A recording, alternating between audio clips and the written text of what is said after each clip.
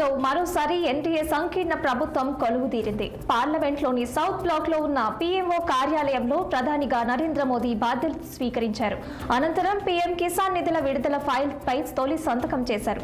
దీని ద్వారా దేశవ్యాప్తంగా ఉన్న 9,30,00,000 మంది రైతులకు 20,000 కోట్ల రూపాయల ఆర్థిక సాయం అందనుంది.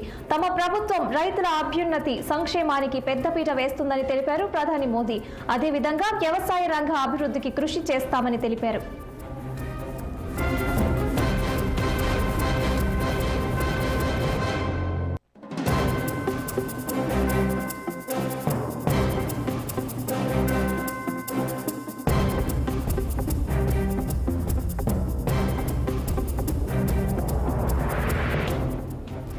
కేంద్రంలో మరోసారి ఎన్డీఏ సంకీర్ణ ప్రభుత్వం కొలువుదీరింది. పార్లమెంట్లోని సౌత్ బ్లాక్ లో ఉన్న పీఎంఓ కార్యాలయంలో ప్రధానిగా నరేంద్ర మోదీ బాధ్యతలు స్వీకరించారు.